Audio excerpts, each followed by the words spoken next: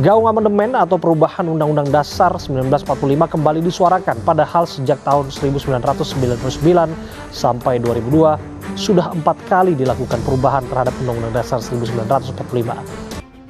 Yang sudah kita ketahui bahwa Undang-Undang Dasar 1945 sudah diamandemenkan sebanyak 4 kali antara tahun 1999 sampai 2002.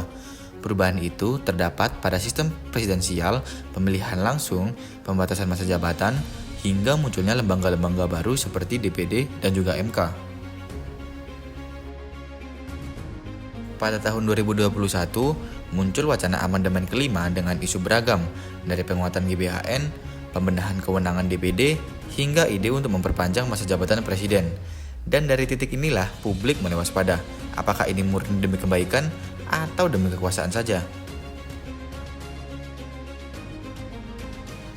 Namun, di sisi lain, banyak tidak percaya pada proses politik kita cukup bersih untuk mengubah konstitusi tanpa motif tersembunyi. Kekhawatirannya cukup sederhana. Begitu konstitusi dibuka, maka semua pasal bisa ikut dibuka. Dan dari sanalah ruang manipulasi bisa muncul.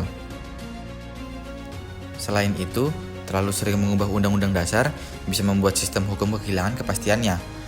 Konstitusi seharusnya jadi pondasi yang kokoh, bukan seperti dinding yang mudah digeser setiap kali politik berubah arah. Menurut saya, posisi yang bijak adalah dengan membatasinya. Amandemen boleh, tapi tujuannya harus jelas dan terukur. Jika yang mau diubah adalah hal-hal teknis atau penyempurnaan tata kelola negara, maka itu boleh-boleh saja. Tapi kalau tujuannya kabur atau malah membuka peluang perpanjangan kekuasaan, maka rakyat berhak untuk menolaknya. Konstitusi bukan milik MPR atau pemilik pemerintah, tapi milik rakyat Indonesia. Jadi setiap wacana perubahan harus dibicarakan secara terbuka, melibatkan publik, dan dijelaskan alasannya dengan jujur. Pada akhirnya, amandemen bisa jadi obat atau bisa jadi racun, tergantung siapa yang membuat dan untuk apa tujuannya. Kalau mendukung hak untuk rakyat, maka kita dukung. Jika untuk kekuasaan saja, maka kita tolak.